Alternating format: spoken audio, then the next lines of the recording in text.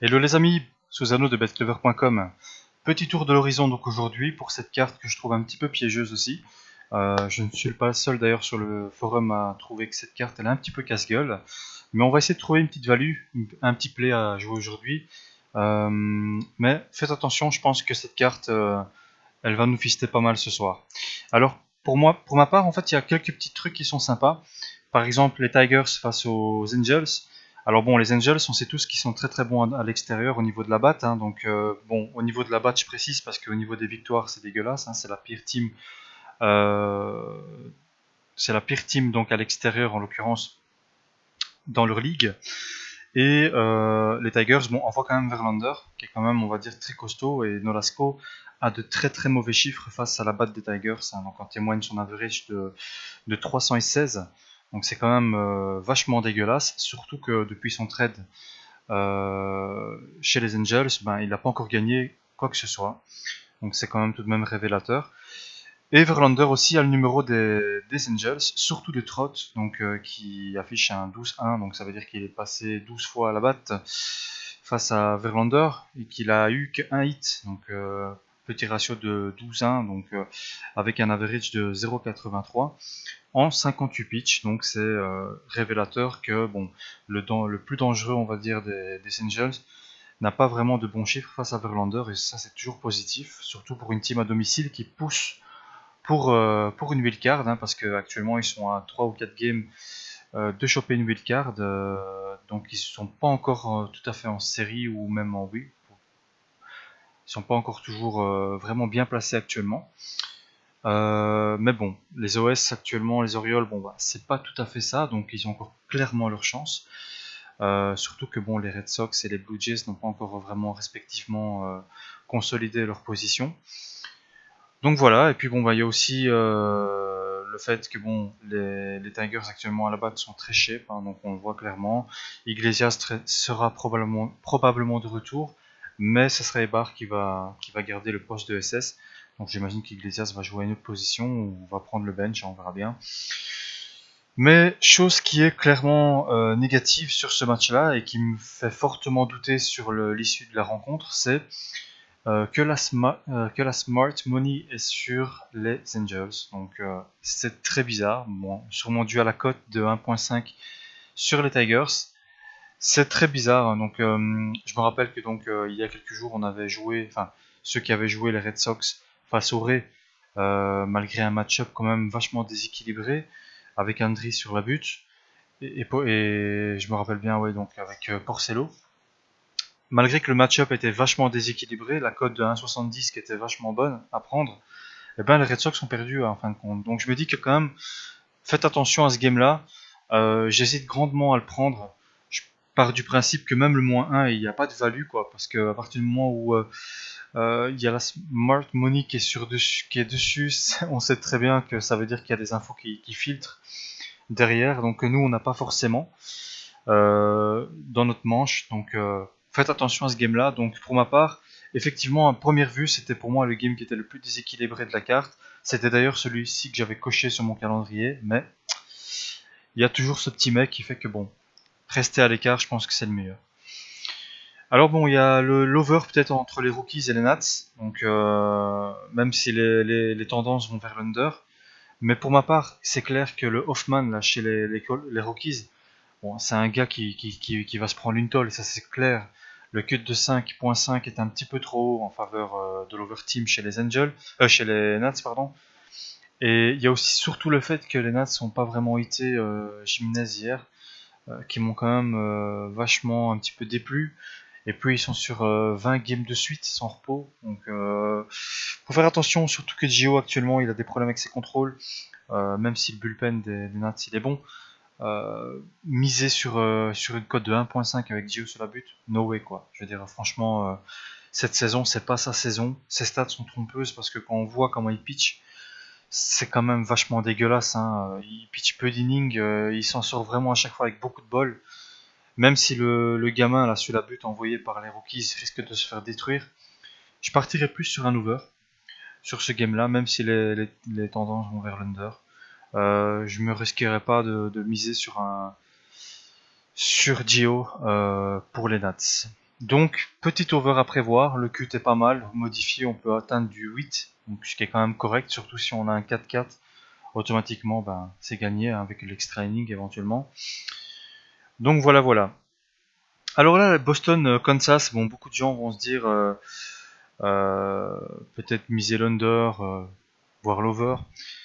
Mais je pars du principe que bon, Wright il revient de blessure, il revient quand même de la disabled list, donc de la liste des blessés de 15 jours. Kennedy, c'est pas le starter des Royals qui est le plus cheap, c'est pas le plus stable non plus, même s'il poste de bons chiffres. Moi, je partirais pas du principe que miser un under soit value sur ce game-là. Ce sont deux équipes quand même qui misent deux objectifs similaires. Hein, donc les Red Sox actuellement visent les séries directement sans passer par une wild card. Et de l'autre côté, on a les Royals, champions en titre, qui eux sont hors course actuellement. Ils visent une wild card donc pour accrocher donc éventuellement ces séries. Donc c'est deux équipes qui vont se battre clairement aujourd'hui, tant à la batte que sur la butte. Donc on pourrait retrouver quand même un petit over hein, à la clé, sachant qu'on a un pitcher qui revient de la liste des blessés, disabled list, et on a un pitcher qui est pas super shape quoi. Alors oui, le bullpen des Royals est excessivement bon actuellement, c'est clair. Mais la batte des Red Sox, elle peut détruire n'importe quelle rotation, on sait tous. Et pour ma part, franchement, je resterai à l'écart de ce game-là. Il peut partir clairement en sucette. Donc voilà. Pour les Cubs face aux Dodgers, ben, il y a une petite... Voilà. Clairement, hein, les Cubs font un petit peu tourner leur rotation.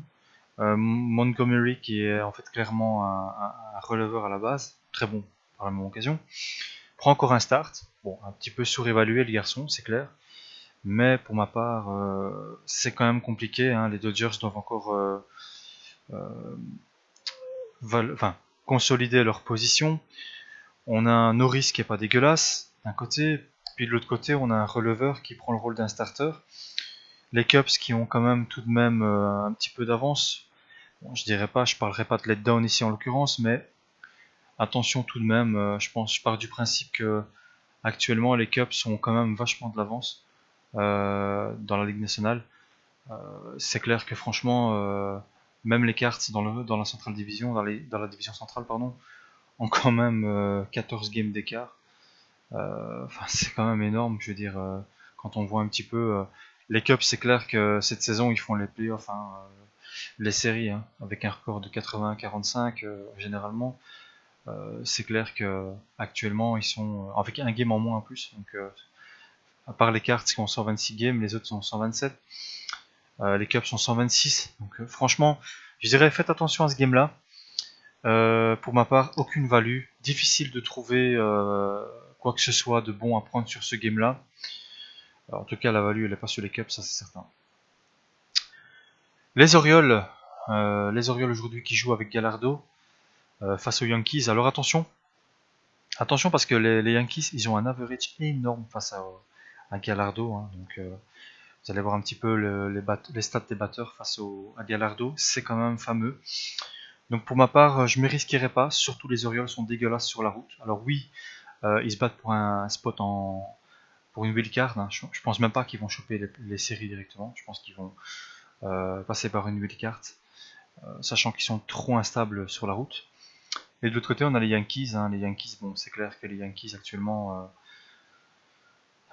c'est pas trop ça. Bon, c'est clair qu'ils sortent d'une série en tant que vainqueur face aux Mariners. Mais ils ont envoyé un jeune Cessa, qui est encore invaincu, je pense, en Ligue majeure actuellement. Bon, petit peu à voir un petit peu face à la batte des Orioles. Je suis un petit peu curieux. Mais pour ma part, c'est un game qui me plaît pas. Franchement, ça me plaît pas du tout. Je vous conseillerais vraiment de rester à l'écart. Les Orioles à l'extérieur, c'est dégueulasse. Les Yankees ont des bonnes stats face à Gallardo, qui reste pour moi une énigme cette saison. Et le jeune Cessa là, qui peut encore pitcher une gemme, sait-on jamais. Donc je resterai à l'écart. Alors il y a les Blue Jays face aux Twins. Alors oui, là c'est peut-être un over qui est à la clé. Pourquoi? Parce que bon, Liriano, c'est clair que bon, il s'en sort un petit peu mieux depuis son trade des Pirates aux Blue Jays, mais bon, il a clairement des gros soucis, hein, faut pas se leurrer. Donc c'est un lanceur qui peut se prendre tôle sur tôle. Il est un petit peu âgé, quoi. Bon, c'est un lanceur qui, dans un bon jour, eh ben, il peut blanchir n'importe quelle rotation. Mais cette saison, c'est clair qu'il ne peut pas revendiquer quelconque blanchisseur. Donc pour ma part, je partirai clairement sur un petit over sur ce game. Ce sera peut-être mon over. Les Twins viennent se faire sweep. Ils envoient Dean. Hein, c'est clair que c'est pas James Dean, quoi. Façon de parler, c'est clair que c'est une catastrophe. C'est pour moi le pire lanceur. C'est encore pire que DeFay, c'est encore pire que Berrios. C'est encore pire, quoi. Donc je me dis que franchement, la batte des Blue Jays qui viennent de perdre face la série face aux Angels, qui sont sur la corde raid hein, dans la ligue américaine, hein, parce que bon, ils sont en 71, 71, 56, c'est-à-dire les Tigers, ils sont actuellement à 3 games de prendre leur spot. Sont compliqués. Je pense qu'ils doivent absolument consolider leur place. Sachant que bon, les Red Sox et les OS poussent derrière, les Tigers surtout aussi. Il n'y a encore rien de gagné pour les Blue Jays. Alors bon, c'est clair qu'aujourd'hui ils auront quand même tout de même l'avantage sur la butte, mais la cote est injouable. Honnêtement, la cote, il n'y a aucune value sur les Blue Jays avec une cote de 1.4, surtout avec les Rhinos sur la butte. Je partirai sur un over, ce sera peut-être mon bet principal d'ailleurs. Marlins Padres, les Marlins poussent, c'est clair, hein, ils poussent pour une wildcard actuellement, mais bon, Phelps, c'est pas un starter de renommée non plus, mais bon, mine de rien, il devrait quand même tout de même avoir l'avantage sur les Padres. Mais vu la cote, franchement, je me risquerais pas. On parle quand même de duel de tanches pour ma part, donc voilà. Les Mets, alors face aux Phillies, bah, Morgan, c'est clair, hein, un des pires starters des Phillies. Je pense qu'il a pris une victoire cette saison. Colomb, bon, bah, c'est clair que bon, il a pris un très très bon début de saison. Il part un petit peu, c'est un petit peu en dents de scie. Puis bon, faut savoir aussi que les Mets, ils sont un petit peu hors course là, actuellement. Hein. Ils sont à 3 games quand même, voire même 4 d'une wildcard dans la Ligue nationale. C'est pas le moment de lâcher, hein, c'est clair. Mais les Pirates aussi poussent derrière. Les Marlins sont plus proches d'un spot quand même. Donc je me risquerai pas. J'aime pas trop ce duel. Alors, le duel des Rangers aux Indians, no play pour moi. No play. Simplement. Pourquoi? Parce que les Indians, franchement, très instables actuellement. Difficile de faire confiance à Perez, même si effectivement, actuellement, il est très cheap à domicile. Donc, je me risquerai pas. Les White Sox face aux Mariners, c'est un duel de King, hein, Sale face à Hernandez. Euh, Aucune idée sur l'issue de cette rencontre, donc je passe. Les Astros face aux Rays. Alors oui, effectivement, là je partirais peut-être sur les Astros à domicile. Mais bon, attention à ce midi quand même. Et surtout que la batte derrière ont quand même de bons chiffres aux Astros actuellement. Donc c'est clair que les Astros sont encore dans la course, hein, mais bon, ils doivent absolument engranger des victoires. Hein, donc ils sont au même stade que les Royals, donc rien n'est perdu. Ça c'est clair. Alors, les Brewers face aux Pirates. Là, je partirais peut-être sur les Pirates. Pourquoi? Parce que les Brewers, on voit Garza. Hein, je pense que bon, c'est un lanceur, je vais dire un has-been, mais bon, c'est clair que il a plus. C'est un lanceur qui a pas mal de panoplie de lancers. Mais Vogelsong, j'ai aucune confiance. Mais je me dis que les Pirates se battent quand même pour un spot en PO. Vogelsong, aucune confiance, mais je pense qu'il devrait avoir l'avantage aujourd'hui sur la butte, sachant qu'ils ont quand même que 3 matchs de retard sur les cards. Donc pour ma part, je vais peut-être partir sur une victoire des Pirates. J'ai pas encore été voir la cote, je vais la voir maintenant en live durant en fait ce podcast. 1.80, ouais, c'est franchement value. Je pense que selon le contexte, il est clair. Je pense que c'est très intéressant de jouer les Pirates aujourd'hui. Les cartes face aux AS, alors ouais, donc c'est mis de retour pour les AS de sa paternity list. Donc je pars du principe qu'actuellement jouer les cartes à domicile, je déconseille vivement, surtout vu le pitcher qu'ils ont envoyé aujourd'hui, Weaver, inconnu au bataillon. Attention que c'est pas le pitcher des Angels, hein, c'est pas le même. Donc pour ma part, The Tueler a pas été dégueulasse avec les AS. Pourquoi pas une victoire surprise des AS? Je serais pas étonné. D-backs face aux Reds, bon, un duel qui va partir en over, hein, ça c'est clair. Shipley n'a pas le niveau de la Ligue majeure et Finnegan, bon, malgré quelques bons starts à de très mauvais chiffres face à la batte des D-backs. Pollock, officiellement de retour aujourd'hui, donc je pensais que c'était hier, mais officiellement de retour dans le roster des D-backs, donc ça peut booster un petit peu cette équipe. Les Dodgers, hein, face aux Cubs, j'ai déjà donné mon avis là-dessus. C'est clair que Norris peut créer la surprise aujourd'hui, surtout que Montgomery est plus un releveur qu'un starter. Bon, il n'a pas démérité non plus, mais les Cubs ont quand même beaucoup d'avance. Je parle pas de letdown, mais je parle de repos, de rotation. Pour ma part, je ne serais pas étonné de voir les Dodgers prendre de gagner aujourd'hui.